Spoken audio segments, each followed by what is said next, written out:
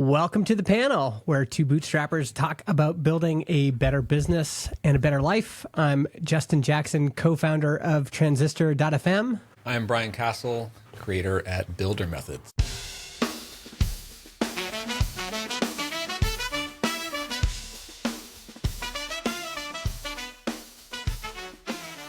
And welcome to the show. We've been chatting with our live chat crew here. Got a good group: Emmett, Chris, Zach, Ryan, a lot of regular, Jacob, a lot of regular faces here. And we've got the Segments app going, although Brian can't see it on his side again. I tried to make an update. I'm still going to rely on you just giving me like the red light when to shut up. That's right. But yeah, we thought we would chat about a few things today. You wanted to chat about Q4 goals. I can't believe it's Q4 already. I know, right?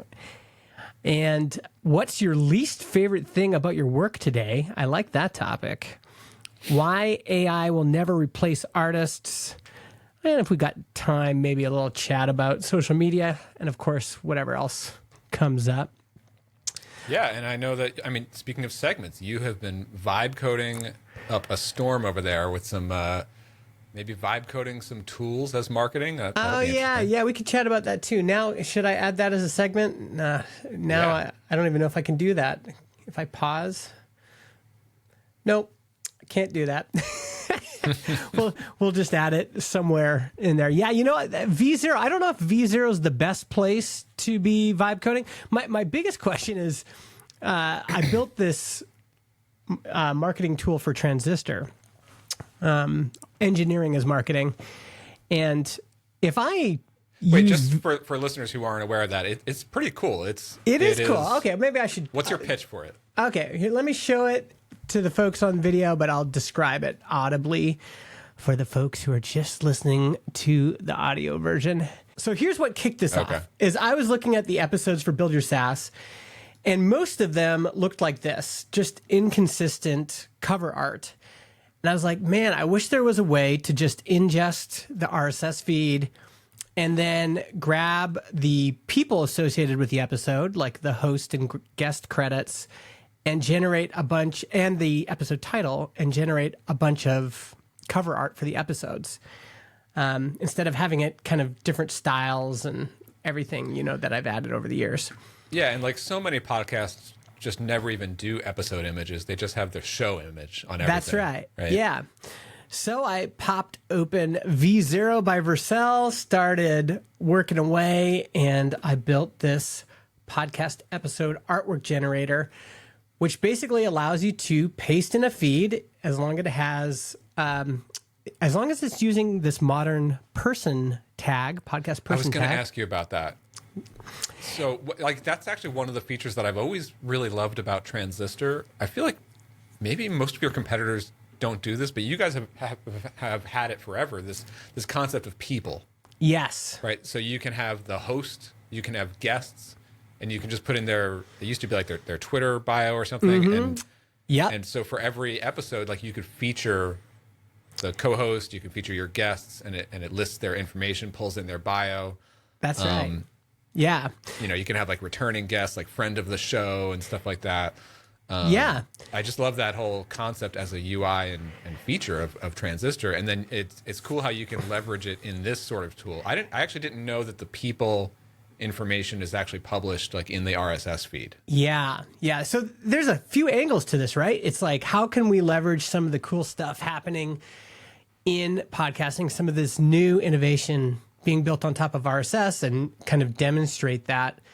And yeah, one of the things is we have all this metadata in the RSS feed that we can pull out. So if you click parse feed in this generator, it will pull in all the episodes, and then you'll see each episode has a bunch of guests associated with it. So here's one I did with David Rosenthal of Acquired. Click generate artwork, and it generates this cover art. You can go even further with this with AI too, right? Like you could just get the topic of the show and generate an image about that topic, Yeah, we could generate images in the background. Right now I have it so you can upload a background image if you want. So, for example, for the acquired one, you might want a little background image of them live, just make it look a little bit different. You can change the color. So if I regenerate, it changes the background color. But these avatars and names of the hosts and guests are getting pulled in live. And you can also change the episode title. All right, now tell me, from idea to shipped, how long, how hard was it? I mean, the first version, it was like probably an hour, I'm guessing. Is there timestamps on my chats?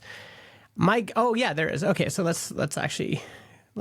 So the idea I had at 3:02 p.m. That's when I started working on it. And I probably got a working version. Well, I mean, I got a working version in 16 minutes. And then I kept iterating on it. You can see there's quite a bit of iteration here. And the latest version, well, was this morning, but 5:55 was when I kind of wrapped it up the night before. So, I worked on it a couple hours. You can keep... That's still nothing. That's less than a day. I know. And I'm even thinking like I could attach I could make this a custom domain or a subdomain on Transistor. Well, I did want to ask you about hosting and stuff, but just looking at it, just again for people maybe listening and not viewing, the style and the UI looks like a typical AI generated vibe coded app, but it's still like clean and functional, and it does the thing. It's like one of these like one feature tools. Yeah. And it looks super easy to use. Like it is totally publishable, especially as like a marketing, like a tool as marketing. Yeah. Type of thing, And some of these things like the actual UI, I iterated on this a few times for generating the images. I mean, it's pretty clean. Like, yeah, like it doesn't need to be complicated. Yeah, it's just like nice and clean. I would totally ship this as a first version. And so you did it in V0. Like, what kind of app is this? Like a React app? Yeah, it's like React. I think there's quite a bit of React and TypeScript in here. It's all styled with Tailwind. Which was nice, actually, because if you have any sort of Tailwind language, you can say, hey, I think we should use, for the background image, I said, I think we should use whatever that BG-blend, whatever. So, and it certainly helps. It helps to have it helps to have a product sense, and it helps to have done web development in the past. But yeah, man, this it's insane how fast I was able to generate it. Yeah, when you say that like because I know that you do have web development and design and some Tailwind experience, so you do know the technical, and like how an app gets built and stuff. Obviously, you run a SaaS product company, and so like I do always sort of like wonder, because I'm completely blind to like what the experience is for a totally non-technical person trying to use a V0 or a Lovable or Replit. Like I guess my question in that chat that we're looking at, we're looking at your V0 chat here. I can't actually read it from here, but like, how much of this, like you were able to accomplish this in an hour or two. How much of that was because you knew the right questions to ask, or you knew the right ways to course correct it, but whereas somebody with no technical background, it'd probably take them longer. I also had a very kind of distinct sense of what I wanted. And so like my first prompt is it's like succinct, but also descriptive of what I'm multiple trying to get built here. Right? Yeah.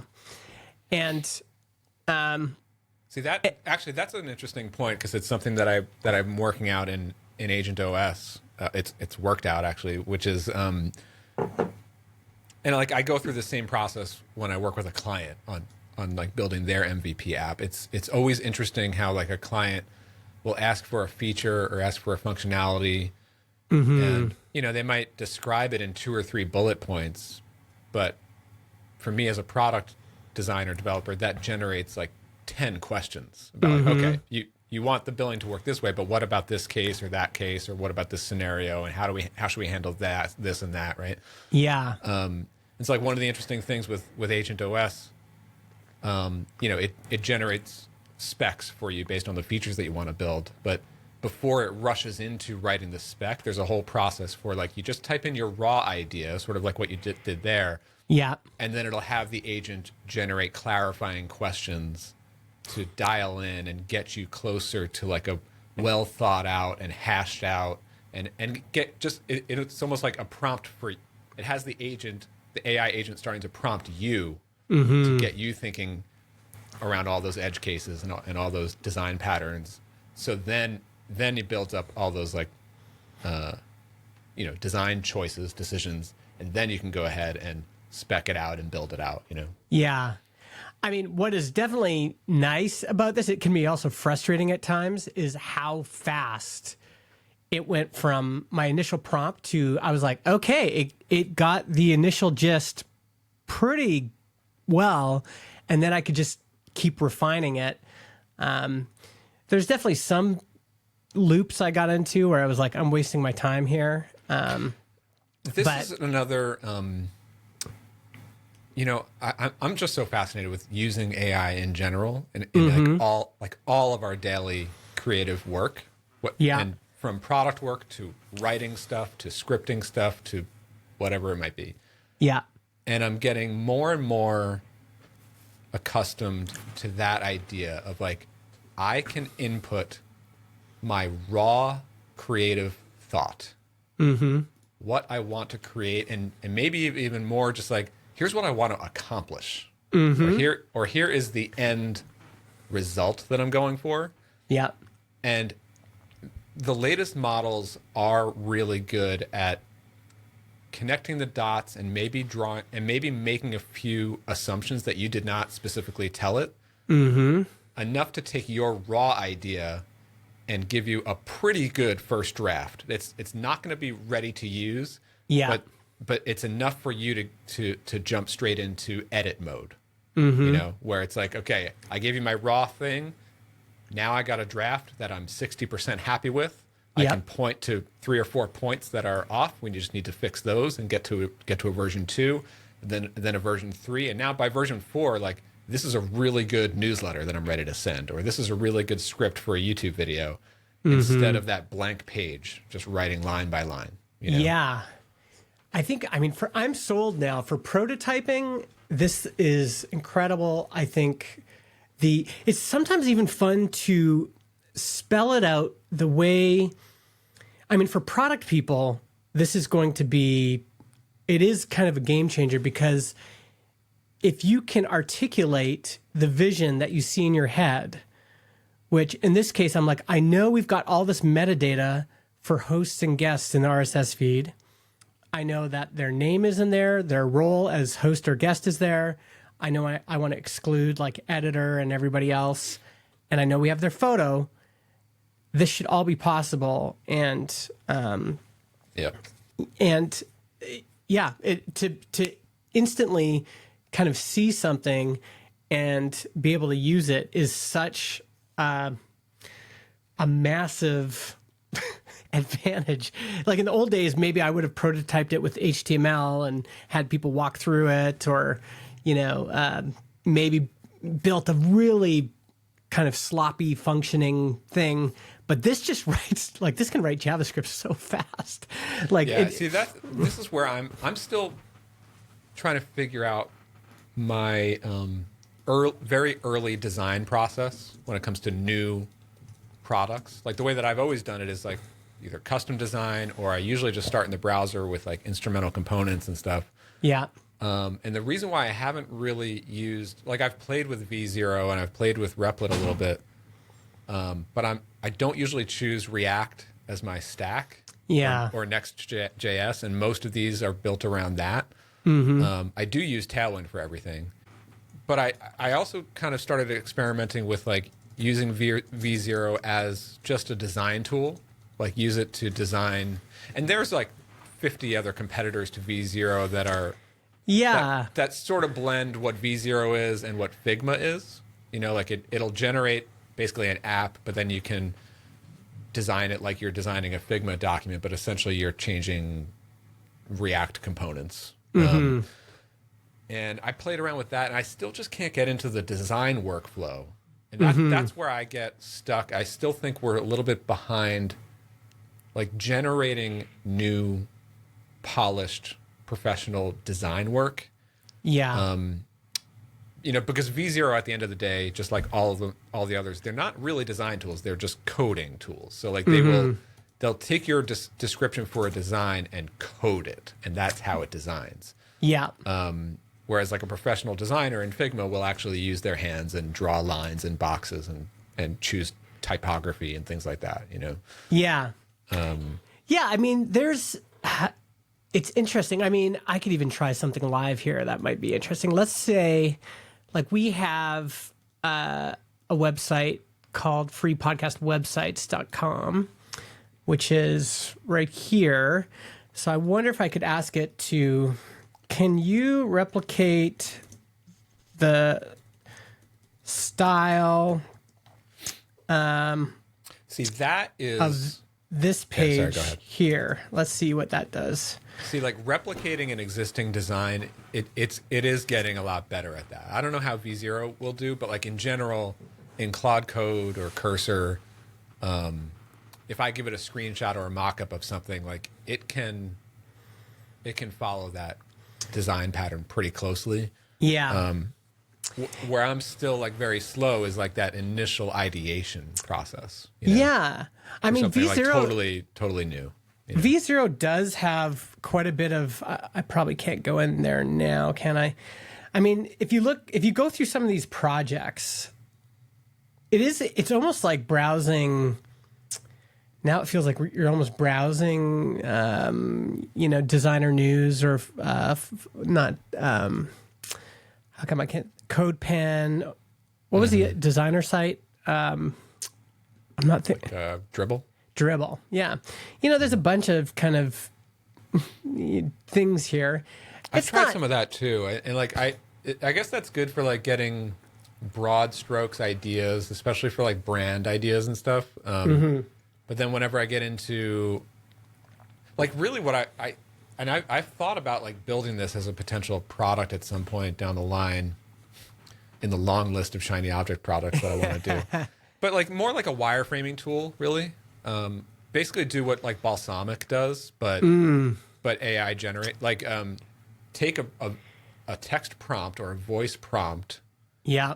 And maybe already have a library of wireframed components that I often use, like a navigation menu or a modal box or this type of layout or whatever, this type of list, and just like use my go-to UI patterns and piece them together in a simple wireframe that I can screenshot and then feed to Claude Code or something like that and build from there, you know?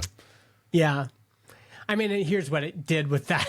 You can see it kind of updated. It kind of replicated this got style. The colors. Yeah. It got the colors. It didn't do bad. I mean, is that better than the old version? I guess so. It really depends on, how it hopefully didn't mess with the other styles where when you parse the feed. Yeah, I mean, it's fine. Let me ask you, what is this for you? Is this you just playing around being curious? Or is this like, I think this could be like a strategy that you might start using. I think, I mean, Josh and I have already been using this for other things. Like we're about to launch this podcast score tool. And this started off as something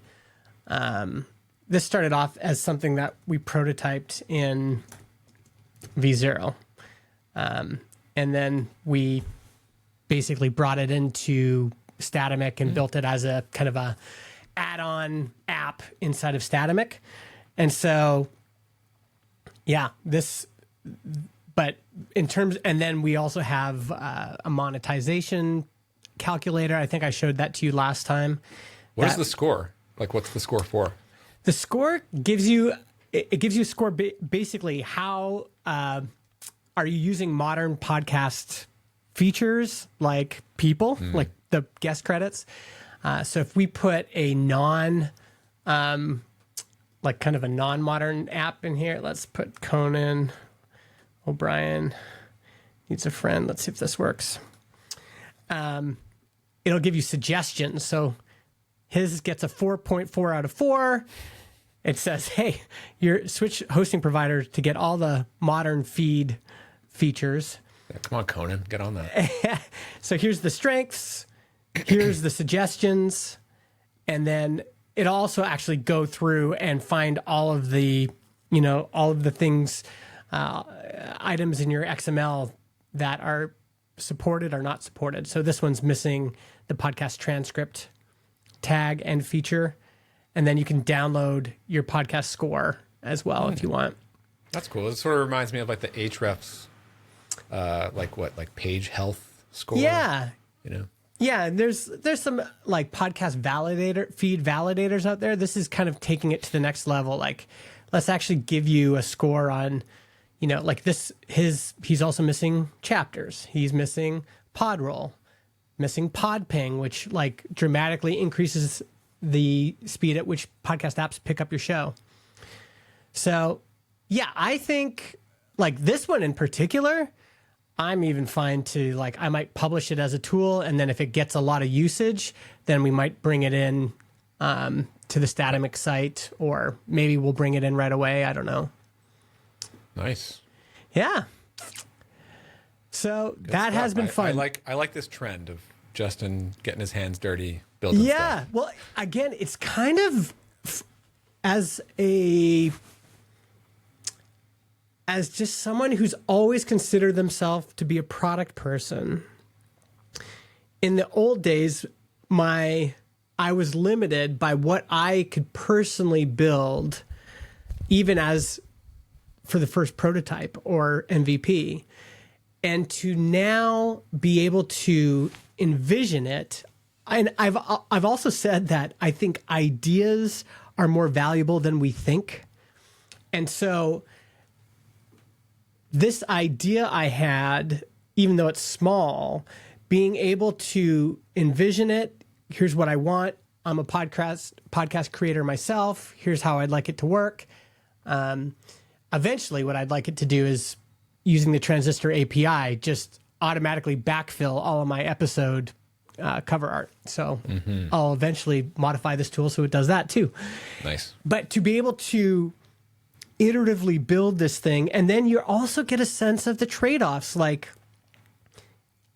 there's other features I would add to this, but I'm picturing the interface and I'm picturing even the structure, and it's like, oh, to add that feature, I would have to add an additional kind of UI option on the front end to accomplish that. Would that ruin the tool? And, there's all these other thoughts you have. And it's just really shortened. It's given me a superpower. I can now like start building stuff. And I really do think that this era of AI first product building, the product people win. Yes. I think like, that's true. Someone with your skills, even if you are less technical than you are, but you still have the product background that you have. So like product managers at companies or product focused founders. Yeah. This is your time to shine. This is the time. Because you don't need to know all the stupid syntax in PHP or Python or Ruby or whatever, or JavaScript, whatever it might be. Like that stuff is handled now. Yes. And the other thing I'm thinking about is really the important piece of building a product is often just getting something out there that interacts with real people. So, for example, I've been thinking about building the sponsorship tool. And the best way for me to actually know if that's has any legs is to build a minimal version of it and start using it myself and see if anybody else wants it. Yep. And the shorter you can make that on-ramp, like how can I get this in front of people as fast as possible and see if there's any sort of customer pull. Like when people see it, are they like, oh, that's cool for you? Or do they say, how the hell do I get that? Yeah, like, I want that. Yeah. I want that right now. And that, I think, is that is going to be very valuable. And I think it's going to separate good product people who have a clear, keen understanding of customer demand and have an instinct about what customers want. It's going to allow folks to test that stuff out faster. Yeah, it's going to be interesting. This might kick off a little rant. Because I see a lot of like negativity or negative mindset out there, and it comes in a lot of flavors around how fast what it means to build is changing. Yeah. Right. So we see it. I see it a lot from career developers, programmers, especially who are more programmer focused people who it's like their craft, their art form is writing code, especially more back end focused, less end product, less design focused. AI is shaking everything up, and there's this threat that their livelihood or their craft is becoming less valuable than it used to be. Like that's a reality, but then at the same time we see career developers, programmer focused, who are extremely excited about the possibilities of leveraging AI and building it not only in a new speed, but actually like raising their craft to levels that they couldn't before. There's a positive and negative way to look at the same coin. Yes. Just like most things. But the other thing that really sort of triggered me this week. This is our weekly. What triggered Brian? This Let's week? hear it. This is a recurring segment. So I listen to it less and less these days. But the New York Times, the Daily podcast. I don't know if you ever listen in on that. I've listened a few times. I used to listen all the time, like a couple of years ago, and it's just been fewer and far between. And I don't know, a year or two ago, I canceled my subscription to the Times. I just have been very turned off by the just overly left-leaning bias. I used to trust that institution as like as sort of like one of the most trustworthy historic journalists, and it's just become way too biased for my taste. And anyway, but the podcast, the Daily podcast, used to be a little bit separate from all that. So I would stop reading the Times, but I would still listen in to the podcast, especially on topics that interest me. Right? Yeah. This week, like 2 days ago, it was like Tuesday or Wednesday of this week, they published an episode on recent college grads who were convinced that they should get a computer science degree, and they're left without any job prospects in the tech industry. Yeah. Right? And I understand, like, obviously that's a thing that's happening now in 2025. There are a lot of young recent college grads who are lacking career experience, and they have degrees in computer science. And I'm sure they're having a very hard time landing junior engineering roles at companies. Yeah. And now that whole area of the industry, the recruiting and hiring, especially at the junior level, is not something that I'm very familiar with. I'm not in that part of the industry really. And there's no doubt that slowdown in hiring, especially at the junior level, is definitely happening. But the way that this podcast was framing it, and frankly with a ton of bias, they were going back 10 years. Like they were literally citing stories and trends from like 2012, 2013, where the software and the tech industry was convincing all of these young people going through college that if you want to have the most valuable skill set in today's economy. Get a computer science degree, get an engineering degree, and get hired as an engineer. And you can be making six figures very early in your career. Yeah. And they framed it as like the tech industry duped at all these kids, and now they're left in 2025. Now that AI is here, with no job prospects, and everyone was tricked, and the tech industry is evil, and all these venture back and like billionaire tech founders, they like to frame it in these terms that like they had some like evil plan back in 2012 or 2013 that convinced an entire generation to get the wrong degree, and now they're left like not knowing what to do.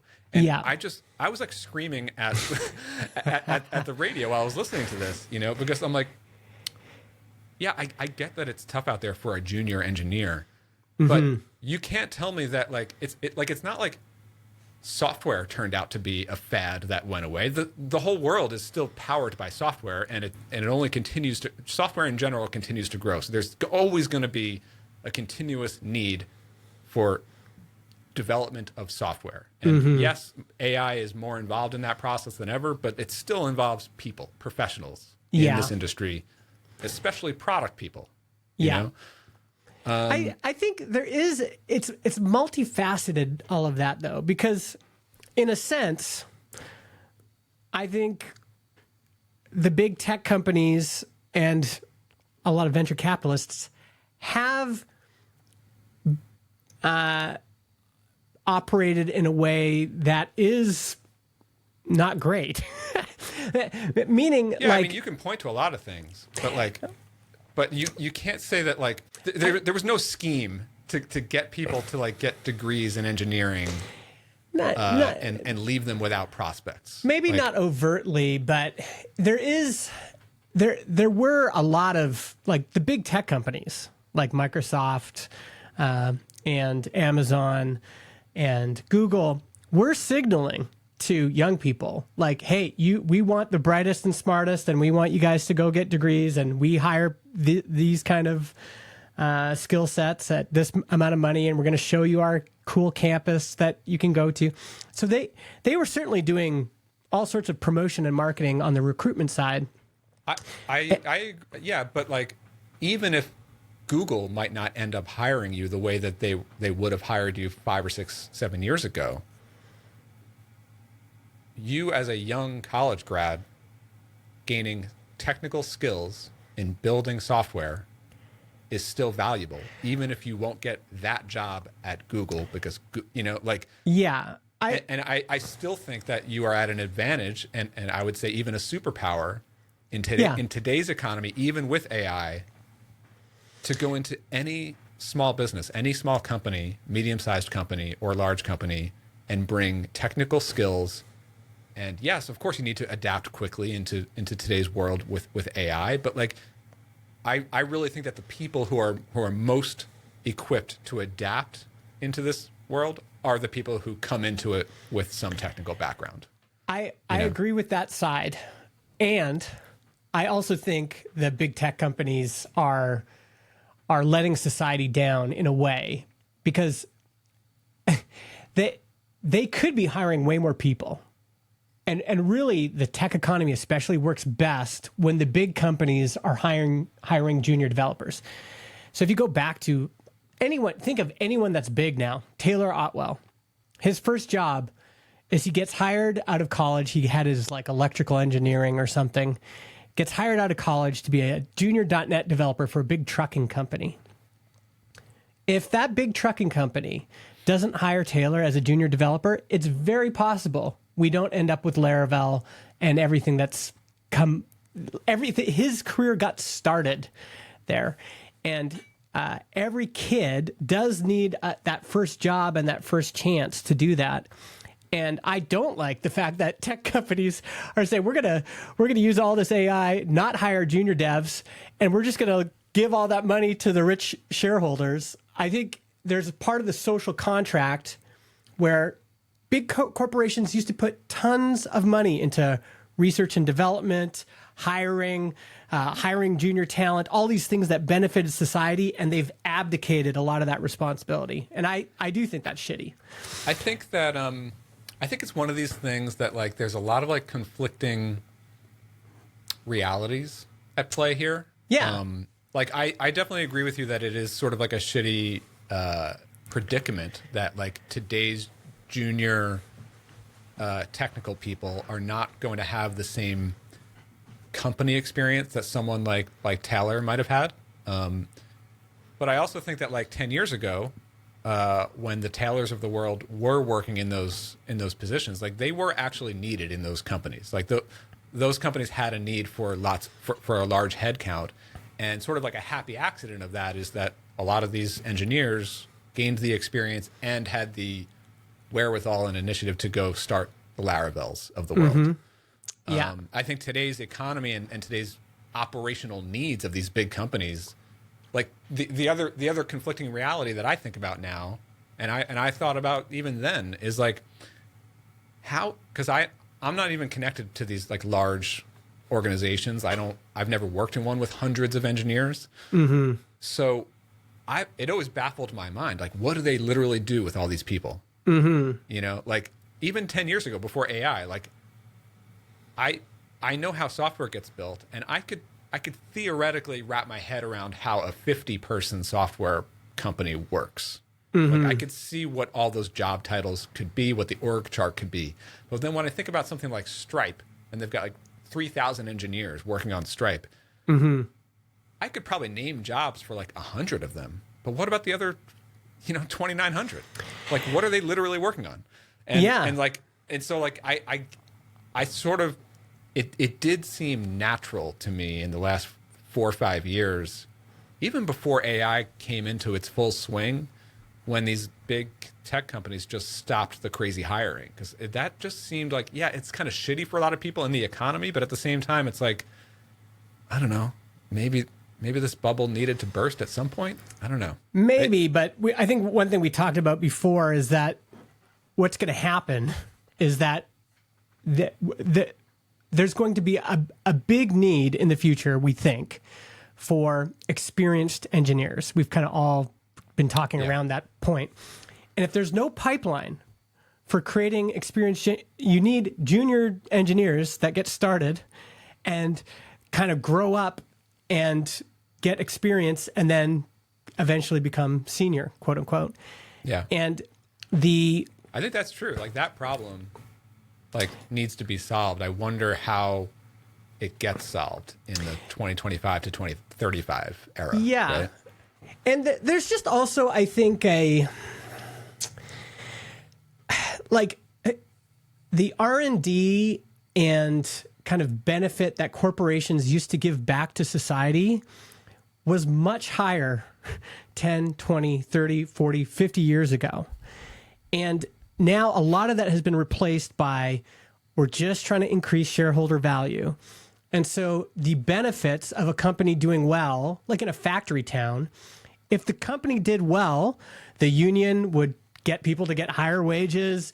The company would invest in the community. They would build a museum or a library. They would contribute to local events. And that's just happening less and less and less. Less of the kind of the fruits of what companies do these days are going to people in society. And I do think that's a huge problem. And one of the things that mega corporations used to do is they just required so many people, at least they were providing employment for people. It gave people a chance to get a foothold in the economy and get started and gain experience. And you get so much from that, right? You get, even if you're a junior developer working for Microsoft and all you're doing is writing tests, you're learning to work with a team. You're learning how to get instructions and process those instructions. You're asking questions to the senior developers. You're getting mentored. And if we eliminate that as a society, then there's everybody in 10, 20 years is going to be looking for senior engineers. And to hire one, you're going to have to pay $1 billion a year or whatever. I think this is probably one of those areas where it's like, I'm like socially very, very left leaning, and then like economically sort of like middle of the road, maybe a little bit more right, like conservative leaning, and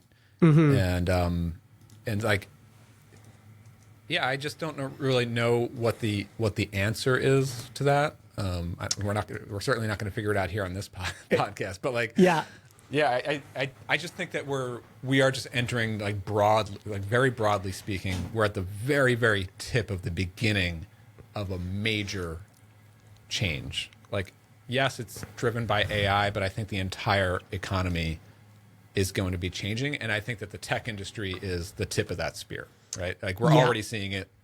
And then I'm seeing it like literally here at my desk. Like the way that I make software is completely different from 12 months ago, you know?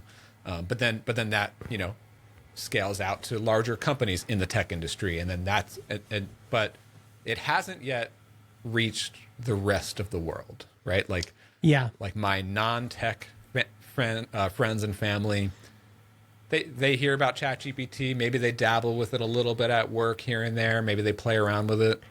Yeah. Maybe they don't. They don't have to. It's not essential for them. I think it still remains to be seen how far and how quickly it'll infiltrate the rest of society. Yeah. I tend to be one of these people that thinks it is going to. I don't know the timeline or what that's going to look like, but I can see it here in our world already. We're already talking about it, you know? Yeah. Interesting. Yeah. I mean, and we should probably get on to other topics, but this was a good meaty topic. Yeah. We might have to revisit it.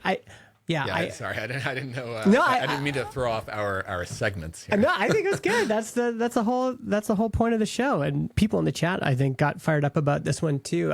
It is worth talking about because it's going to hit everything. And I do think that AI is such a crazy change and is going to dramatically affect the whole world that we are going to have to figure out how, like, countries are going to be thinking all sorts of things. Like, do we have to tax AI in order to somehow support the society that gets disrupted by this wave? There's some big questions here. And there will be kind of the tip of the spear or the tip of the iceberg. There's going to be highly actualized, creative people that are well built for this moment. I think people that are naturally entrepreneurial, that are naturally founders, that are naturally builders, that have developed a keen sense of what people want and can move on that really fast. But, you know, once I started writing about entrepreneurship and getting, you know, having people on my newsletter and everything, over decades now of writing about it and podcasting about it, I just realized very few people are actually cut out to be entrepreneurs. It's such a small percentage. And I do think it's shitty to think, man, like, yeah, I think people who are highly actualized, and even those of us that are highly actualized as entrepreneurs, even for us, the success rate is not 100%. And so what's the solution going to be for a whole society? And I do think that, like, getting back to like the using AI in the day-to-day creativity, I'm just observing the way that I work today on like literally every task. Mm-hmm. I mean, I'm using AI in like just about every single task that I do in the day, and not just coding. Like a lot of it is writing, a lot of it is creating, a lot of it is just thinking, just planning, you know? And so I think about like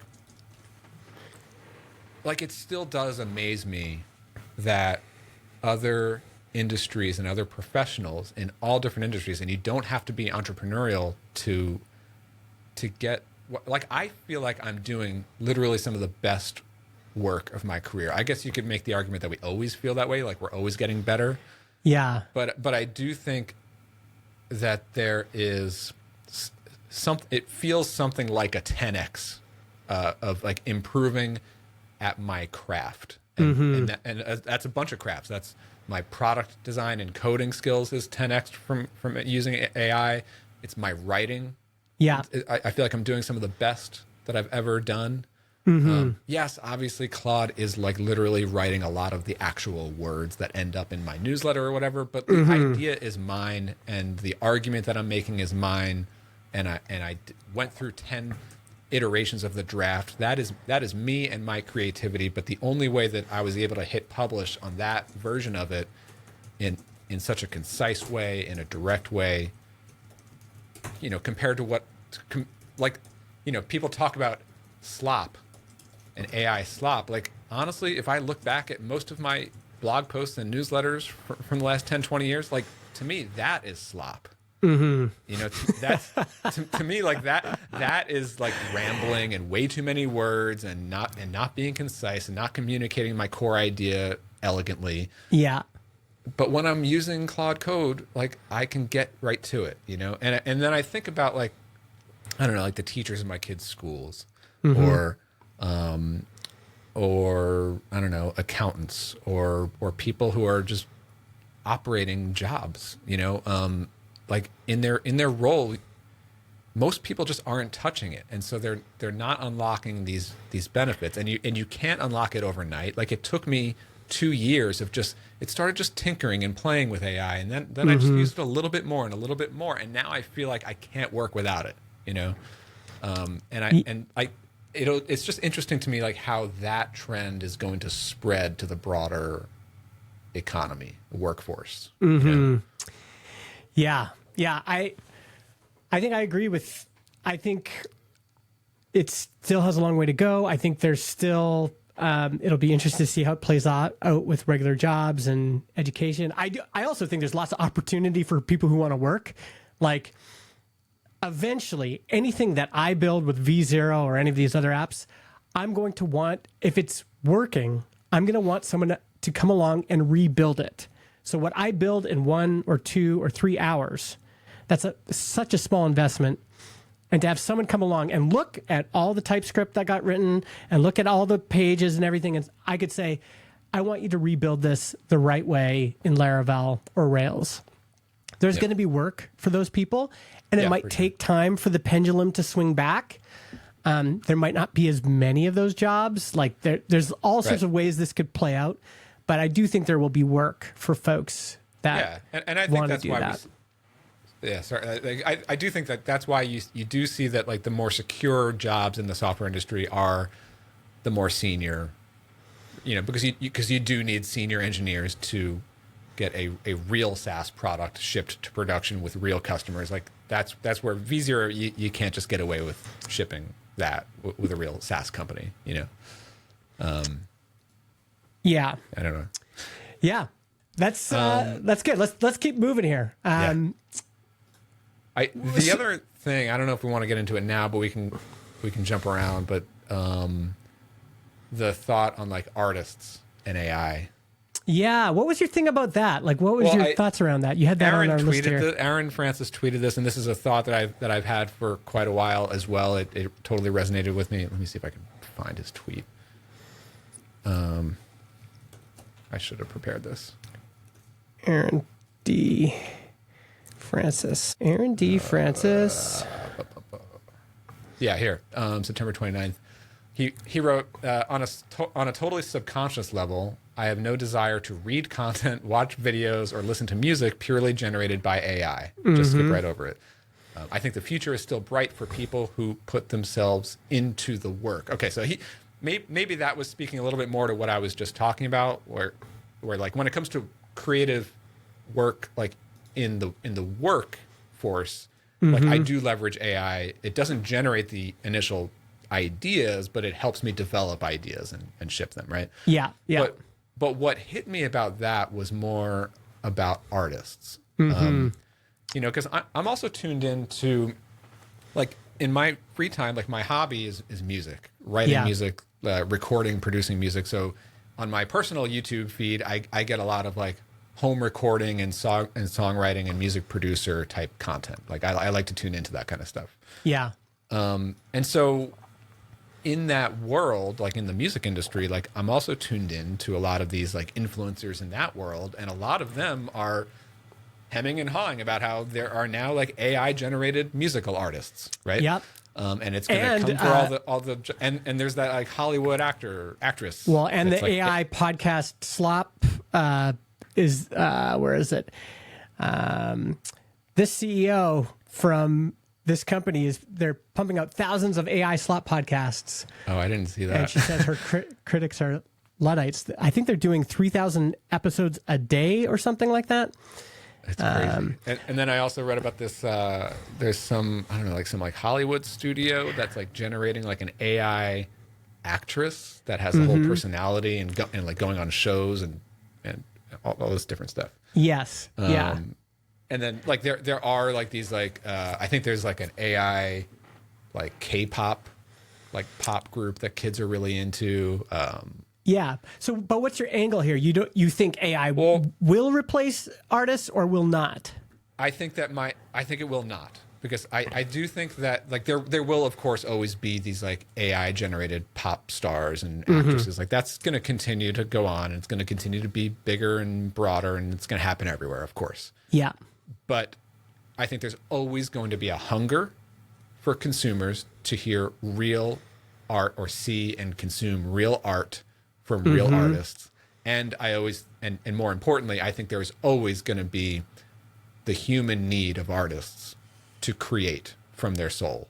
Like, yeah, like, you know, like, like I'm no professional artist or anything, but I do like to play and I like to write music. Yeah. I have absolutely zero interest in using AI to generate art. Like that comes from me, and like that it's like a human need, right? Somebody who's a painter, somebody who's an actor or actress, like that's an art form. Yeah. You know? And like great screenwriting, great authors. Like, yes, of course, AI can write a book, can write a screenplay. Yeah. Maybe it'll become hard to distinguish over time, but I think there's always going to be, especially a hunger for like content from a certain style. Like if you're a fan of Quentin Tarantino, like you want Quentin's next movie. You don't want something modeled after his style. You know? Yes. Yeah. Yeah, exactly. I mean, I feel this most acutely in the podcast industry, and everybody's so worried about this Inception AI company, and they're like, it's gonna, they're gonna make it so much harder for the podcast industry and for new creators. And I'm like, there's no way we're gonna be talking about this company in 12 months. This is a short-term arbitrage play. This happened before, as you mentioned, there's been slop content before AI. And this is that classic, like Jason Calacanis, his Mahalo, remember Mahalo? That was an arbitrage play about producing tons of content at scale and then running AdWords on it to try to make money. And then eventually Google said, no, first of all, it's slop. No one really wants this content. And second of all, you're just trying to get impressions so you get these, tiny fractions of ad dollars. And yeah, sure, it'll work for 6 months, but then we're shutting it down. It's going to be the same for AI slop houses. AI slop houses producing YouTube content, trying to get those, monetized videos and stuff. Eventually, people are just going to be like, first of all, no, like we don't want this. Anything that even feels like AI, they're going to push it aside. I think creators are going to have to work harder to make themselves not look like AI. That's going to be... Yeah, exactly. I was just going to say that. I think it's going to be one of these forces that pushes creative people and artists to cut through that noise. Like it's always been difficult to make a living as a professional artist, of course, but just from the art form standpoint, like art is always going to happen, like no matter what. Yeah. It might become a lot more difficult to make a living at it, but like I still think that people are going to create it and people are going to want to consume human made art, even if like on the surface it's indistinguishable. Like I was listening to a couple of months ago, I was listening to Bill Simmons talk to what's his name, the author.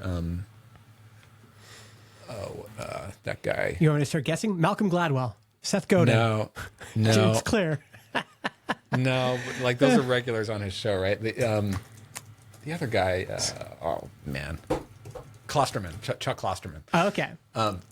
So they had like a whole episode about AI. This is maybe 3 months ago, and they were kicking around and talking about like the future, like what we're talking about here, like how AI is going to change the world. It was a really good episode. I love when Bill Simmons does these like random non-sports topics. Yeah. And so they got into this interesting question. Talking about like Nirvana, right? Like, and I guess they heard somewhere that like it is technically possible now to produce Nirvana's next album. Just train the AI on everything Nirvana has ever created, and then generate what would most likely be their next album. Yeah. Had Kurt not died, right? Yeah. And the interesting and so it's like they presented the thought experiment, right? Of like if you were just to play the actual like Nevermind record to two individuals. Yeah. And individual A knows Nirvana, they know Kurt Cobain, they know the history, they know the story, they know what happened with him and the band and everything.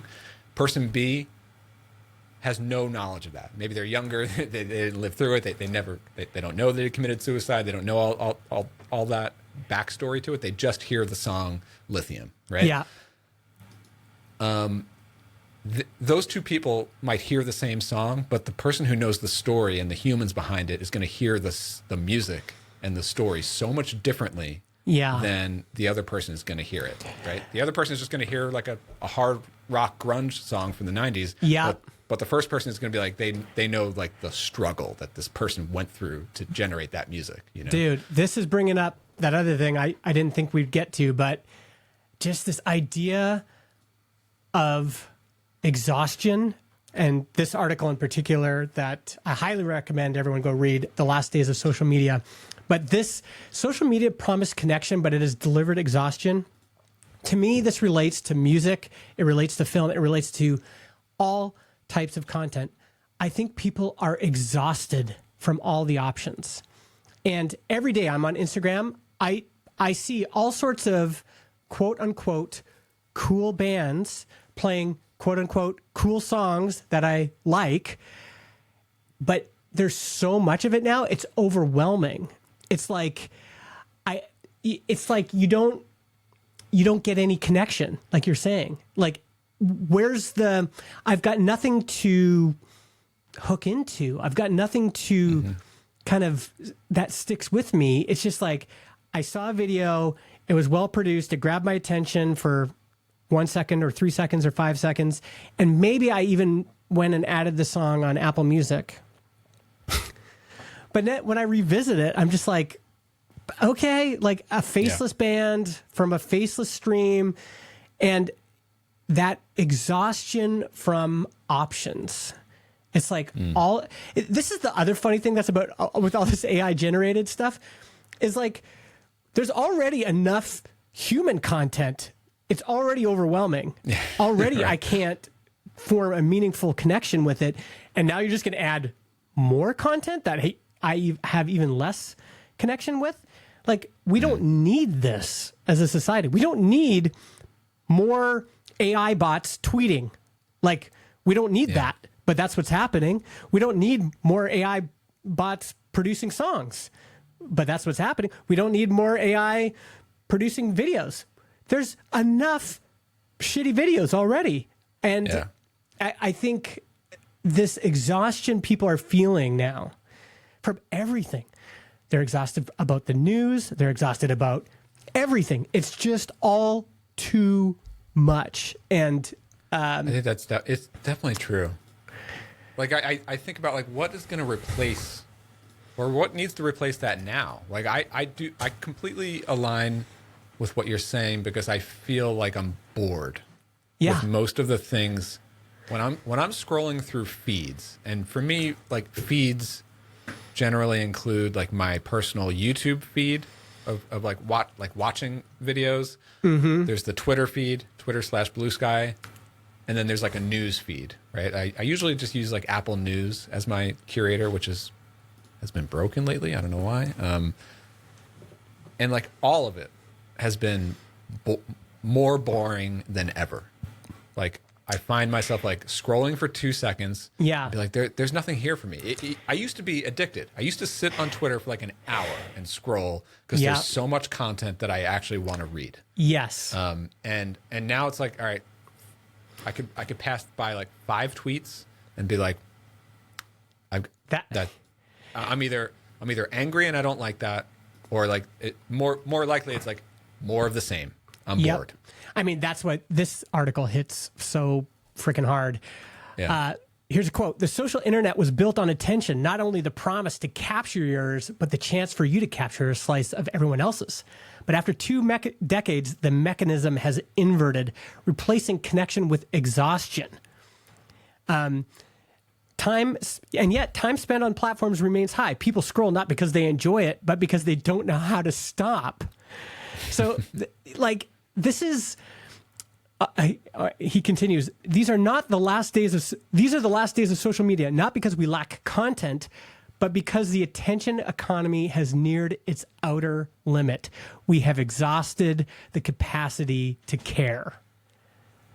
I do think that there's some sort of like opportunity in here. I don't know what it is, but I think that there's maybe people more around like our age and like not like the younger crowd. It's the kids, dude. It's the kids. Why are my kids and my nieces, all the kids I know that are 9 to 25 are obsessed with the 90s.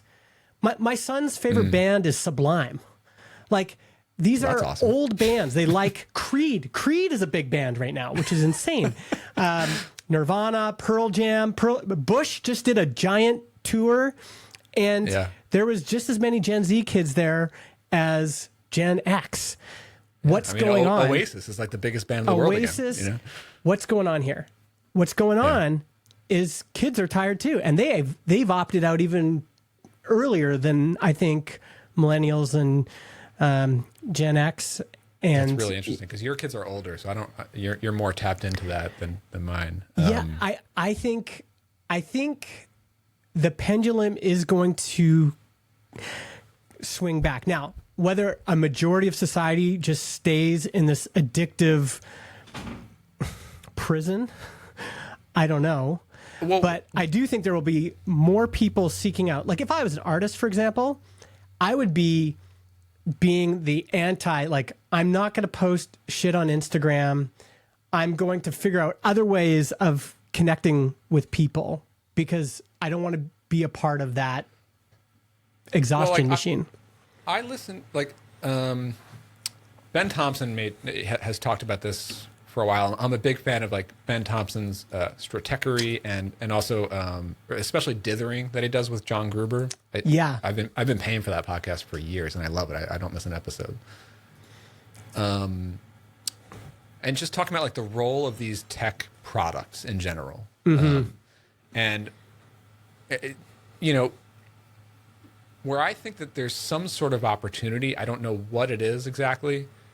Is how do you bring quality back to short form content consumption? And like what I mean is like we loved Twitter from the early days. And it wasn't a mass market. Like, yeah, it got big, of course, but not like it didn't take over the way that Instagram did and Facebook and YouTube and TikTok did, because those became much more visual, and like that's what made everyone so addicted, was like the visual like stimulation, the photos and everything. Yeah. But for some subset of the world, especially in the tech industry and also like the news industry, right? Short form text content in the form of like tweets was what we wanted. That's right. Because it was because we were nerds, though. Here's what I kind of think. But I mean, like, where do we get that now, right? So like the rest of my family are like voracious readers of novels. They're just constantly reading. There's books everywhere in my house, Yeah. And they can like sit for an hour or two at any hour of the day, morning, noon, and night, and just read. And I'm so accustomed to short form content bursts, right? Like that and like also I have these like short periods of time. I'm doing the dishes. I'm eating lunch. I'm out on a 20-minute walk. Yeah. I might listen to a book on some of those, but like a lot of times I just want to scroll and read some like interesting quality substantive content that is bite-sized, like tweets. I don't know if we're going to get back there. Like right now, maybe I'm getting some of it in maybe a couple of, private communities that I'm in. I like to check those in place of checking Twitter because it's like people that I know and it's short bursts of conversation. Yeah. But I don't know. There's something there, right? Like I think that like. I wonder if that moment that we had on Twitter will ever be replicated again. The way I think about it is nerds are a special group of people. And you can tell we're a special group of people. Go to any nerd meetup, go to any nerd event. We are actually very social. We love to talk about the shit we're interested in. And so just imagine this Geek Beers meetup I run every month. So there's a group of 20 people. We're all talking, we're all chatting. Then imagine if any asshole in the world could just come and start yelling at us or interjecting in our conversation right. Or throwing shit at us or just making a bunch of noise or starting a bunch of fights. Like nobody at the meetup would enjoy that. They would be like, okay, we're getting the fuck out of here. Yeah. That's essentially what that happened with Twitter. Early Twitter was just nerds. We were just having our own little nerd meetup inside this place. It felt so magical because it was like when you were scrolling your feed, it was all like your internet friends or at least people that you would want to be your friends. And then we invited the rest of the world to the party and there's just a lot of shitty people in the world. Yeah. And now it's like you can't have that space unless you do it in a private Slack or private Discord or something like that. And even recent efforts to replicate it, like Mastodon or Blue Sky or whatever, it's just very difficult to recreate that magic because early Twitter, if you were a nerd and you showed up, you were like, you signed up and you were like, whoa, these are all my people. Like this has attracted all of my people from around the world. We're all here talking about this shit. And now I don't know if there's ever going to be another moment like that again. No, and I'm bummed with where we've ended up with Blue Sky today. Mm-hmm. I was hopeful when it first launched because I thought that we were going to see a massive migration of our people, our industry, all just converge on Blue Sky and be like, this is where we're hanging out now. And it felt like that early on, but then... For a minute, but it didn't get everyone. And then, of course, freaking politics has to like override everything. Yeah. And now it's like, it's so stupid to me, but like that, like Twitter is associated as like the right-leaning place and Blue Sky is considered the left-leaning place. And people like me who go to these networks to just get away from that crap, and like, but now it's like, so I'm one of these people who just remained on both networks because a lot of my people are on Blue Sky only and a lot of my people are on Twitter only, and I still am fine with my feeds on both, but I hate that I have to use both. I just want to use one. And it's exhausting. It's exhausting. And also like the fact that like Blue Sky is in my view sort of like failing at this point because like every time I look at it, it's quieter and quieter, and it does seem just overrun with like unbearable left-leaning people with nonsense that I just can't get on board with, Although my Blue Sky feed right now has some really cool Anzi art. Can you see this? Like these are my favorite types of accounts, like the random like art account. Like so, there's my favorite account. This is on both Twitter and Blue Sky. Is Retro Tech Dreams. Do you follow that? I think so. Yeah. Oh, I love it. Yeah. I am following them. Oh, I love this game. 3D pinball for Windows. Oh, hell yeah. Right, you're literally playing it on the... yeah. Awesome. Yeah. Here's the thing. Even Aaron Francis wants to sign off.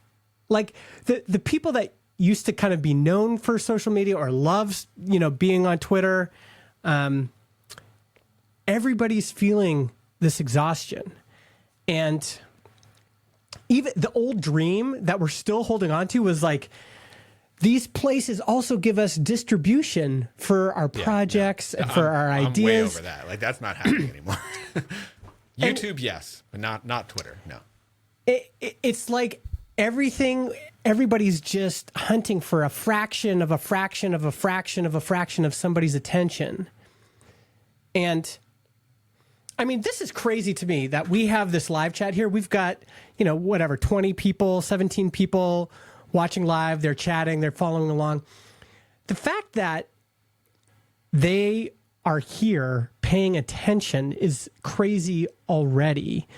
And there's just less and less of this. There's just less and less cases where you can get anybody's attention.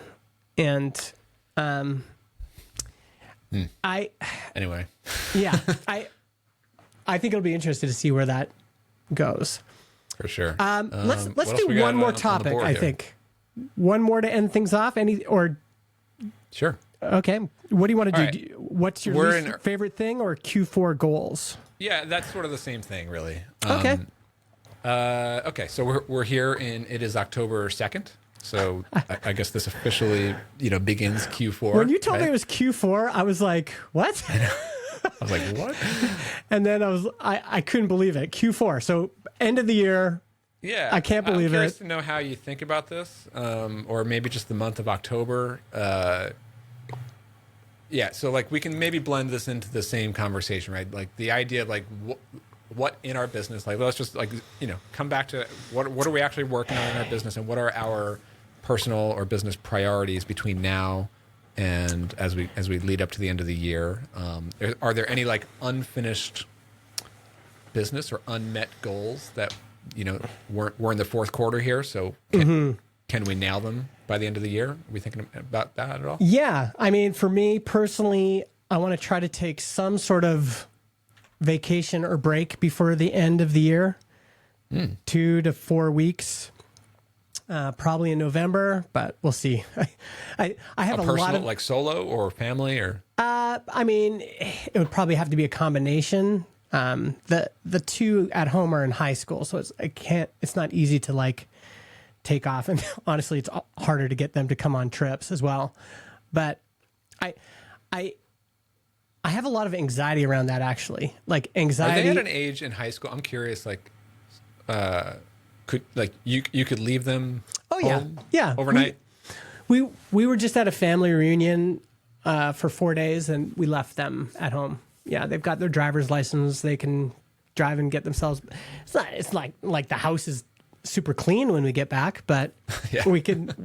That was one funny thing is I got a notification from my HomePod that an alarm had sounded, and so I called them right away, and I could hear the smoke alarm was going off. So the HomePod detected that there was a smoke alarm. I don't know if you've ever had that, but just in.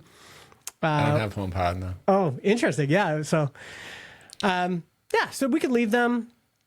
It's funny, and this might be one of those like generational things, right? Like when I was a kid, if I was left home alone overnight in high school, there would be parties happening. Yeah, I mean, and like this generation, like, do they even party anymore? I mean, they party a bit, but they're the most surveilled generation. Like we have security cameras around our house, and we can see where they are when they're walking around town and stuff like that. So there's good and bad about that.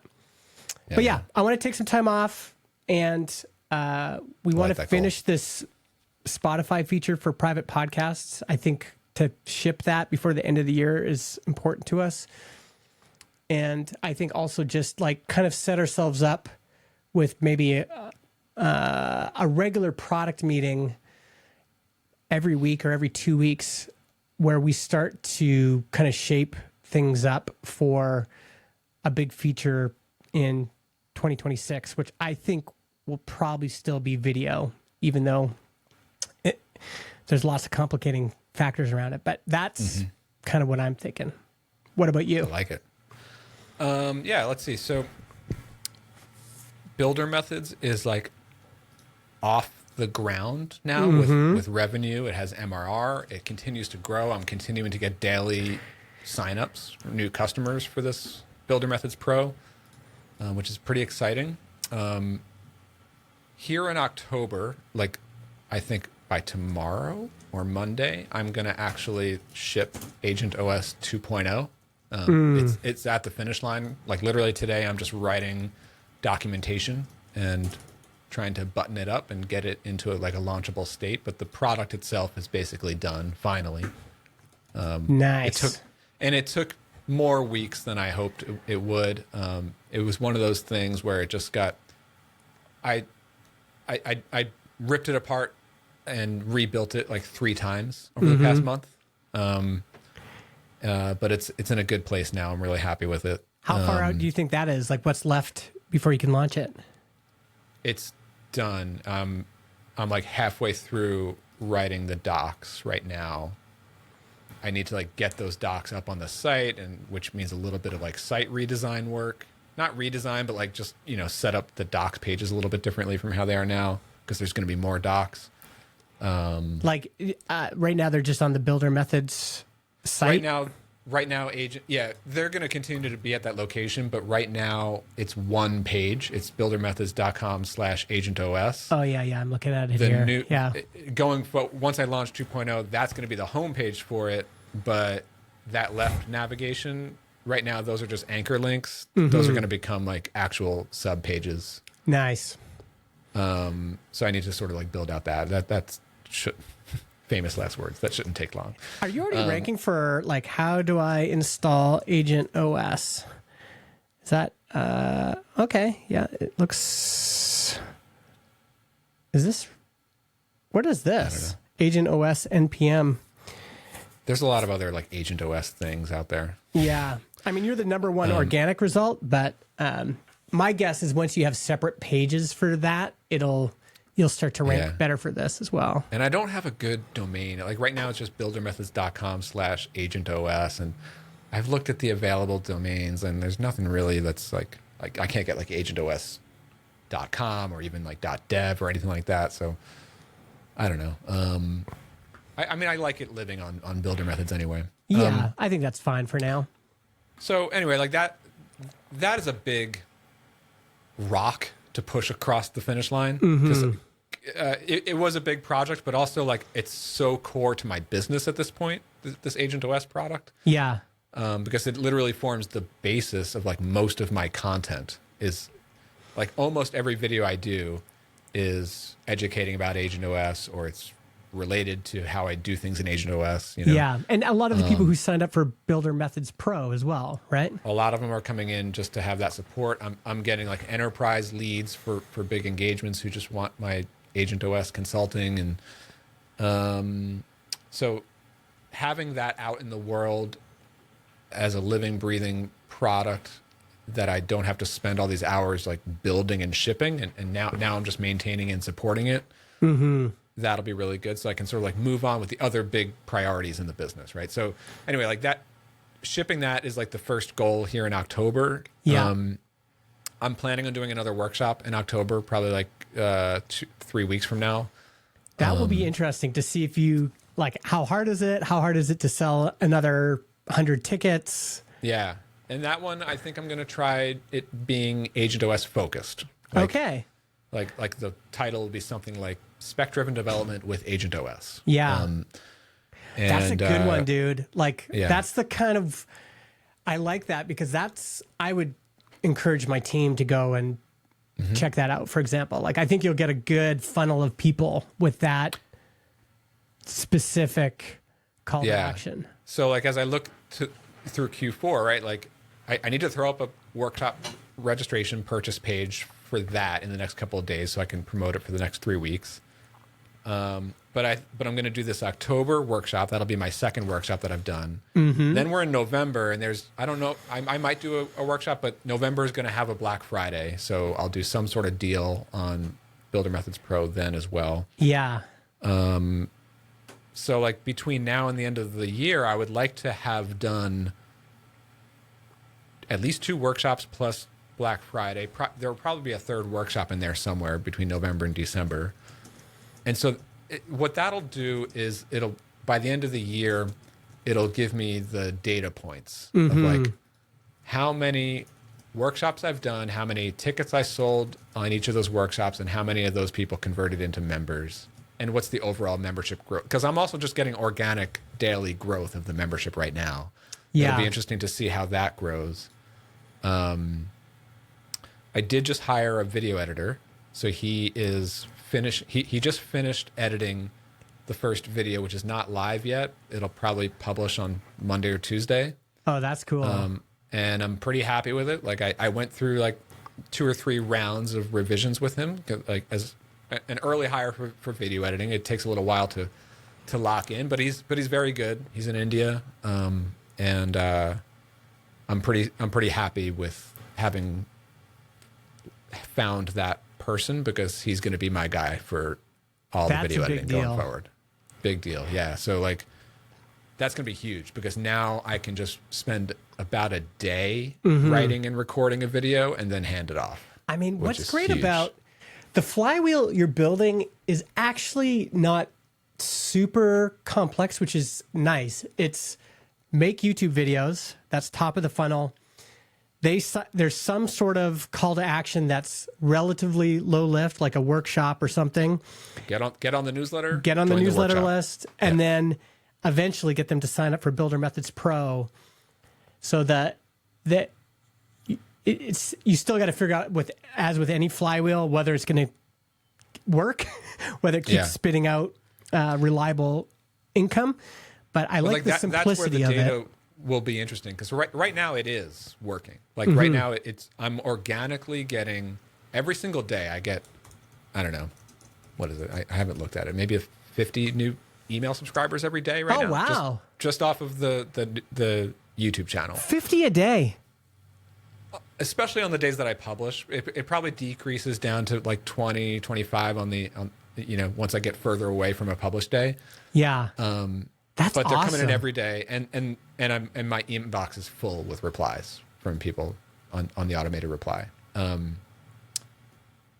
That's wild. If that's already giving you that many people with email addresses, and like today, like 3 people signed up for Builder Methods Pro. I have no idea even where they came from. They could have just come from the Builder Methods GitHub or from the YouTube channel. Yeah, I haven't even promoted it in the past week. Like they're just coming in. That's awesome. But it'll be interesting to see how that increases between now and the rest of the year with these additional workshops, with 2.0 being out there in the wild, with more videos, like more frequency of videos, right? So I just crossed 15K subscribers on the YouTube channel. Nice. And I think it's not. I think I should easily cross 20K by the end of the year. Yeah. And your videos are still getting 15,000, 12,000, 17,000, 28,000. Like you're in a nice double digit realm every video. Yeah, it's pretty good. There are some folks in my space, like technically competitors, like covering the same content that I'm covering, who are doing double and triple the numbers that I'm doing on their videos. So it's like I'm not like one of the top I think I'm doing fairly well. Like I'm thrilled with the numbers that I'm seeing. It's way more than I've ever seen. Yeah. But I can still tell that there's like a lot of room to grow. Yeah. Because and you might be killing it. Like, who knows? You don't know their business. You might be getting more email subscribers than they are every day. Yeah. They might be getting more views, but the quality of your viewer is higher. So comparing sometimes is like, Yeah. I mean, if it helps you, then from a business growth projection standpoint, like I think that like I'm onto some. There's definitely some like natural interest here. So anyway, my main goal between now and the end of the year is like, okay, well, this gets into the other topic really, which is fixing the thing that I feel is suboptimal in the day to day. Right? Okay. Like, What's that? because this is like a general mindset thing where everything I ever work on business wise is solving a problem. Mm-hmm.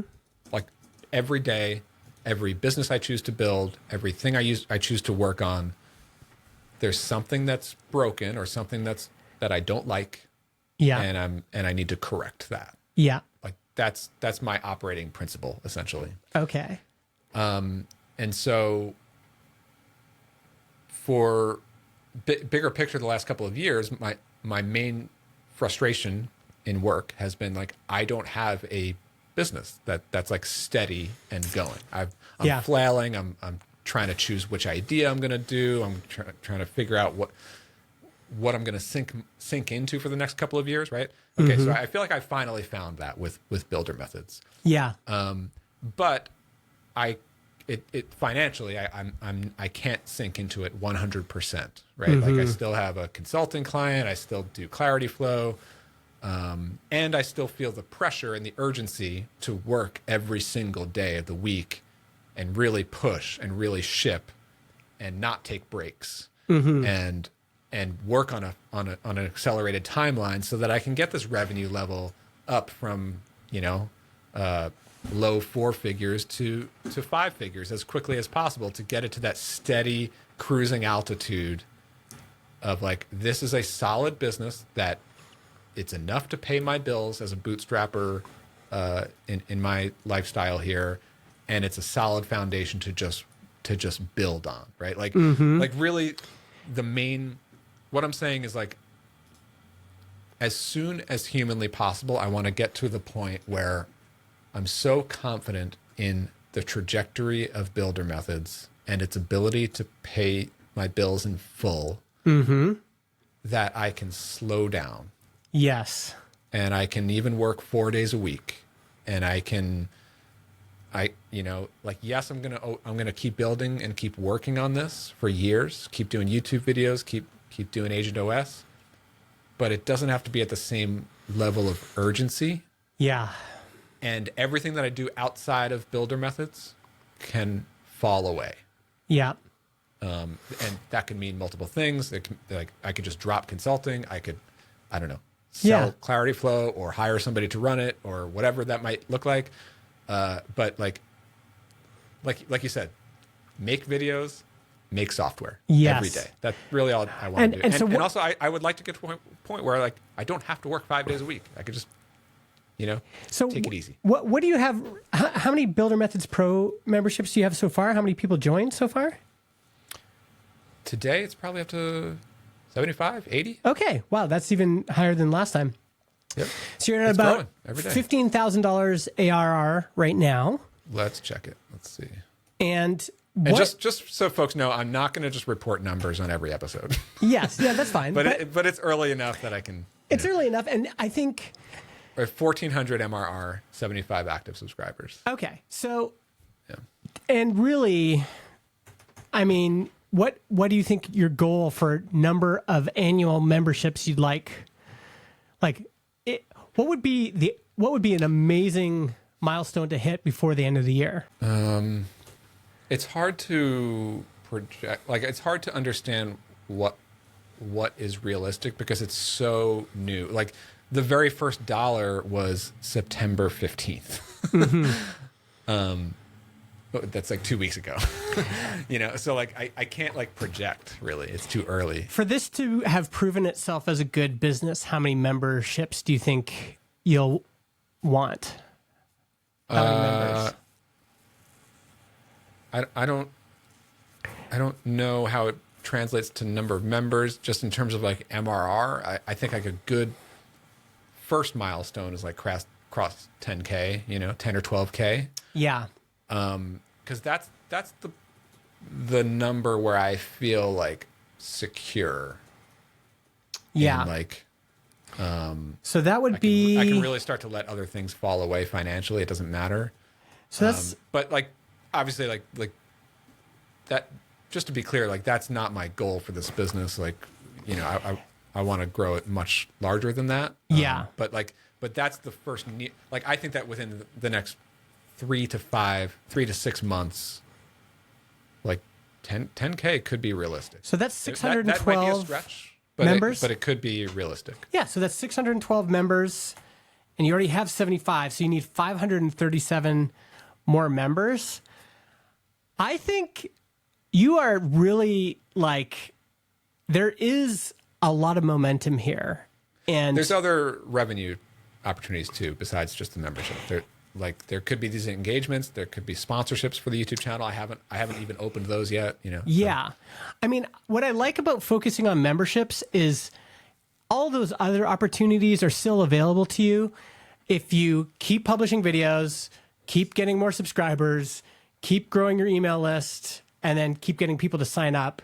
If all of a sudden the top of this funnel is now doing, instead of like 15 to 25,000 views a video, you're now doing 50 to 100,000 views, or you're publishing more videos and you're just getting more viewers, which ends up with more, then you're going to get sponsorship requests and all that stuff. And my guess is it'll always be kind of a cherry on top. I agree. I like the idea of like zeroing in on like number of subscribers and just Builder Methods Pro as the thing that I'm growing. Yeah. Because the other thing stuff is cherry on top. Yeah. I mean, and this is the opportunity, I think. I think one thing that I've always done, and I think you've done this as well, but sometimes you just have to be more explicit about it, is like when we launched Transistor and it was in early access, I emailed about 100 people personally and just said, hey, I'm building this thing. It's really important to me. I think we got something here that's incredible. I'm emailing my friends and my contacts to say, I'm trying to build this, and what would really help right now is for people to be signing up on our early access plan. And I'm wondering if you would be interested in doing that. And I'm wondering if you have friends that would be interested in doing that. And that's interesting because it's like that's something I've been thinking about. Like, yeah, I talk a lot about it here on this podcast. There's obviously my email list, which I am actually sending now every Friday. Yeah, I went a long period of time just not really sending very often. Yeah. I do wonder. I'm not really talking much about this. Like, gets back to like how much can we actually promote on Twitter and stuff. But like, I feel like most people that like might have known me for many years don't know that I'm actually this focused on Builder Methods now. Yep. Because obviously I've changed businesses so many times. I think a lot of people still think of me as like the Clarity Flow guy right now. There's probably people who still think of me as like the productized services guy. For sure. You know, but like, which is funny because I even sold that years ago. But I don't know. The dude, like, I don't even know how to go about like. I think announcing to the world like, yeah, I'm the Builder Methods guy now. Just so you know. I think you got to kind of write this explicit post. My post was why I'm switching to SaaS or something like that, and that was kind of me putting my stake in the ground and saying, I'm now doing this. So you may have known me as this person. I'm telling you, I'm now in on this. This is what I'm doing. And it had a specific request too, which was, I need people to come along for the journey. Like, I need people to be signing up for Transistor and trying it out. If you have an employer, I need you to be telling people about this. I'm going to need as much help from the people I know and the community I have to make this work. And I guess that, that could be valuable, especially from that angle of like, if you or your team or someone you know, your employer, have this need for, improving your team's workflows with AI, that's what I'm offering now. Yes, because it is true. Like even friends that I've known for a while, like, anytime like I still hear the pain point of like, my team is not leveraging AI in the way that they should. Like that continues to come up from everyone I know. Like, I guess what I'm saying is like, I'd sort of question the value of making a big effort around like announce. Like I've been thinking about like at some point on Twitter, maybe I'll do that stupid thing where it's like, hey, look, I have 100 subscribers and crossed this level of MRR. I've never been a fan of broadcasting MRR goals like that. But it might be a way, like I could see the point of doing that, especially early on when it's only like 2 or 3K MRR. That serves as a form of an announcement. To say like, look at what I'm working on now. Yeah, and I also think that reaching out personally to some of the pillars of the community is helpful because those people have enormous influence. So when I started Transistor, I emailed Rob Walling and I said, just to let you know, I'm now building this and this is my thing.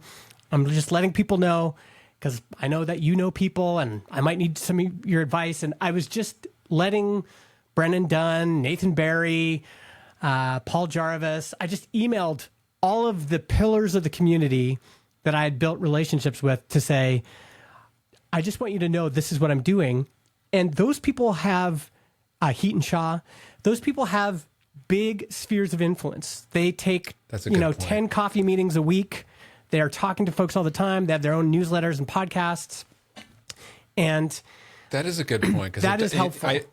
I remember in 2015, the week that I launched Audience Ops, I did exactly that. That's where the first customers from Audience Ops came from. I emailed 20 friends, like you just described, influential people who I happened to be in contact with, to let them know about this little one-pager landing page I made for Audience Ops, get their feedback, and some of them became clients, some of them told clients, and then we became like the go-to shop for blog content for SaaS companies. Yeah. And that's interesting. And I think the other thing is this same pitch works really well for a Black Friday sale, which is to preamble it with, hey, as many of you know, I've been on this journey. I've tried different things. This is really working. Like it's got traction. I'm excited about it. And my goal for this Black Friday is to get 100 more people to sign up. And you give all the same kind of benefits. Like here's people that are already in that are, but you give them the opportunity to be a part of your journey. Like I'm doing this, it's working. And what I really need now are for people that are kind of on the fence or people that are like, oh yeah, that looks really helpful. I should get that sometime, to make a decision today to say, I'm going to help Brian out today. I'm going to do this thing I already know I should be doing. And I'm going to, jump on this train of other people that are doing it. The same kind of like, that same communication of like, this is what I'm doing can be really helpful for people and having them jump on the train with you and it's interesting because sell more memberships. I've always had a hard time, like asking for help in general, but also just like self-promoting, especially to friends. I just don't like doing that. But at the same time, like I could think back to so many instances where friends, especially friends with influence, have been so incredibly generous and instrumental in my growth of my business, whether it's having me at their conference or telling people or talking about it or amplifying it. Like it has absolutely helped. So, but I like at the same time, like on the flip side, like I think at the beginning of this, I was thinking like, well, what's even the point of that when really I should be focused on the funnel, which is YouTube videos into the email list, into workshops. And like one of the beautiful things that I'm super excited about is that I don't need to rely on my personal network and personal following, because I feel like for the first time in my career now, I have a actual funnel that I can drive. Like I know how to get exposed to new people every single day through YouTube. I've never really had that. Like all of my previous businesses have been what I always felt like as luck, but it's probably more like what you're talking about. It's like people hear me on the podcast, they know me, they recommend it. But this is more like I actually have a funnel where strangers are coming in and they're buying. From day one. I think you got to do both. And I think you could write an email like this that I just wrote while you were talking. to all the teams, and I think it would be super helpful. Let's see. Are you sharing? Or? I'm going to try to share it here. Can I share my notes? Or maybe I can't. Can I share my entire screen? Hold on. Let me just see. Sorry, let me just minimize things here. I'll make this bigger. But basically, hey, it's Brian. I know a lot of, and so this would be to a team that right? Matt Wensing at, he's got a job with a software company. All these, there's lots of people you could email. Hey, it's Brian. I know a lot of teams are struggling with what do we do with AI? Want to let you know I'm doing a workshop coming up in November. I think it will be really helpful for teams like yours. It's whatever amount, so it's really affordable. We only have 100 seats available, so I wanted to let you know. I think that's awesome. For you to write, so everyone that I know who's listening to this, you could expect that email like pretty soon. I think you got to send it. I think you just got to send it and say, and you could also in the PS go, PS, here's a brief video that shows you the benefits of Agent OS. So just write this email, send it to 20 people. Send it as you think of new people, you just have it in text expander and you just have it ready to go as you're like, oh, I just ran into whoever. I'm going to email them and just say, hey, I'm doing this workshop. I think it'll be helpful for your team. This is what I love about the whole workshop model. I feel like every time I talk about it to fellow founders or entrepreneurs, like, I don't know, I feel like a lot of people I explain it to don't quite get the benefit of this model. Mm-hmm. They see it as like sort of a distraction, like, oh, don't do workshops, just focus on Builder Methods Pro or just focus on the product, right? Mm-hmm. But I think I actually think it's such an incredible mechanism. Yes. Because it's like, it's so low commitment, but it's still above free. It's you pay for it. It's a 2-digit price tag. Mm-hmm. It's if you want, you don't even have to attend live. You can get the recording. Yep. But if you do attend live, you can just hang out for 30, 45 minutes. Mm-hmm. Right? And it's like, it's like, to me, like anyone in our industry, a $25 or $50 ticket is whatever. Like if I kind of want it, I'll just pay for it. Doesn't matter. Right? Mm-hmm. So it's like so low commitment, but it's also enough of a signal to be like, yeah, like that's not nothing. Like I am actually interested in that. You are scratching a pain that I have. Yes. I also like it because it's just another, if we're talking about increasing your surface area for luck, yes, you want to keep doing the repeatable YouTube thing, but another sort of network effect is emailing Heat and Shaw and saying, hey, I'm doing this thing. It's been really helpful for people. I know you're writing a lot about AI. Maybe this is something people on your team would benefit from. But also, P.S., if you know other people that you think should go to this, can you just forward this email to them? And you're just giving people, you're increasing your surface area that whole network could work for you as well. Yeah, exactly. And also just like, I think that like our industry, our circles get so hung up on the idea of like, what is the product? How can you charge more for it? How can you optimize the revenue per customer? Mm-hmm. Charge more. Yeah. But what I'm realizing with the value of this workshop model as a top of funnel mechanism mm-hmm. is that if you're only selling a high ticket product, and even if it's just a couple $100, like that's high ticket enough that like if you send it out to a bunch of people, they might even be interested in it, but they're not going to be interested in it right now.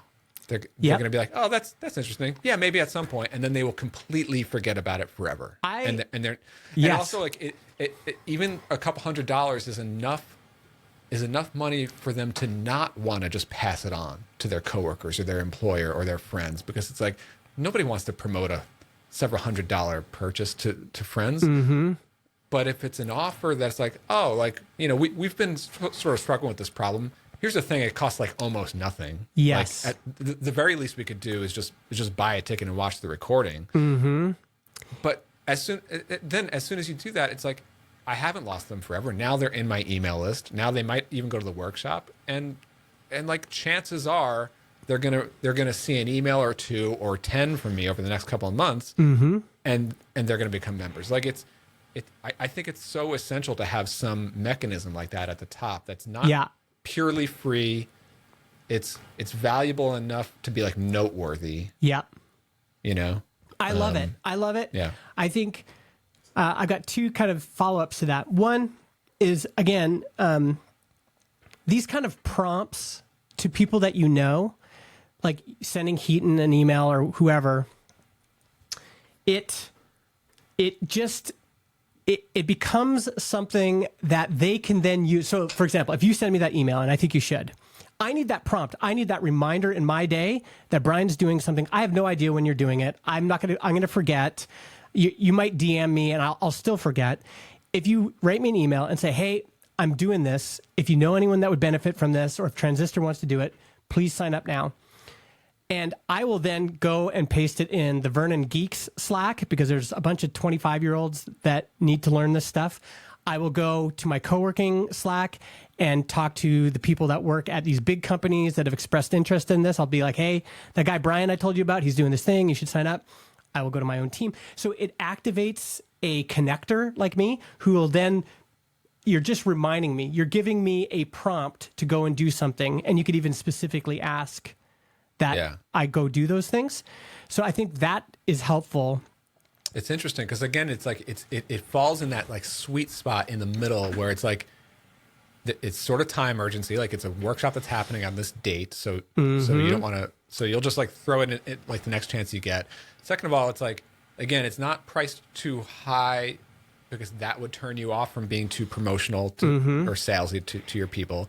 But it's also not free. It's not just another newsletter or just another YouTube channel. Like nobody wants to promote somebody else's just free YouTube channel, and then like everyone else who just sees that is going to be like, so what? Why do I care about this? You know? I think it's like it's valuable enough, especially because people might have already heard about Agent OS or things like this, or they just might be struggling with it, and you're giving people the opportunity to advocate on your behalf. So if I walk out of this door right now and I go for coffee with somebody and they tell me how their team is struggling in this way, it gives me something to recommend them, right?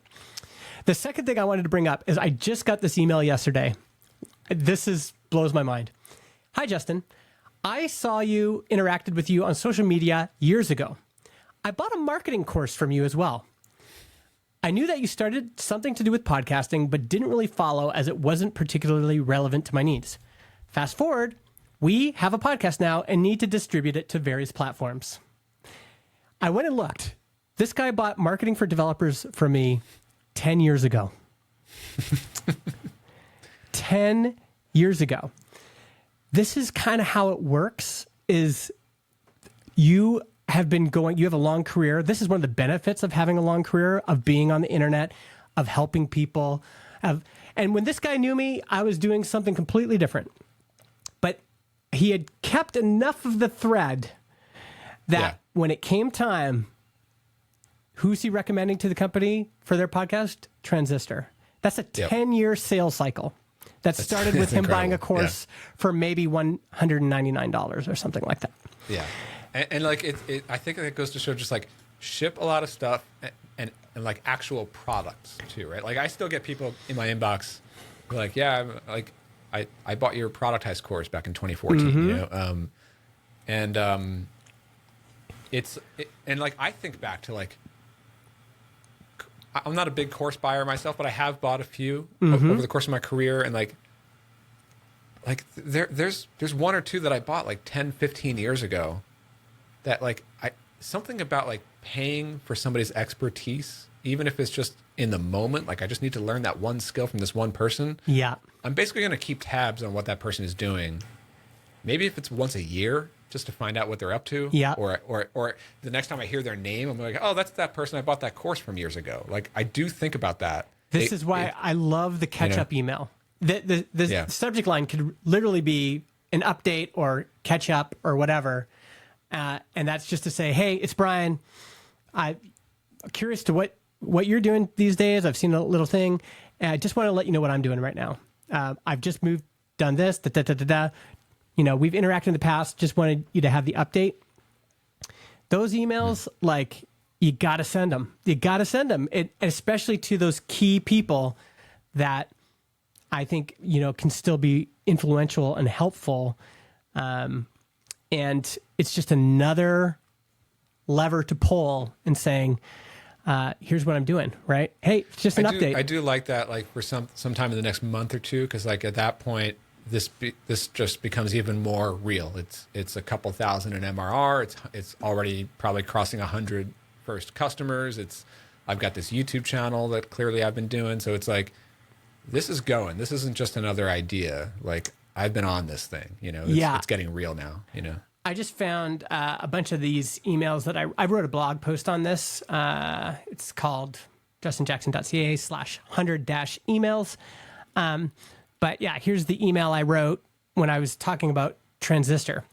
Hey, Nate, this year I'm building a SaaS with another guy from Chicago, John Buda. It's called Transistor.fm.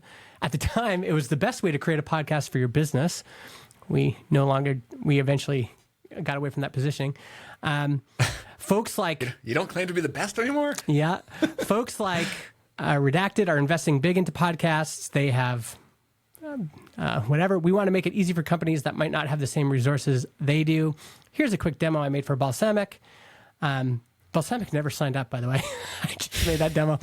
We're thinking of having a product side and a service side. That, like, 10-year mark. Yeah, right? yeah. Might come around.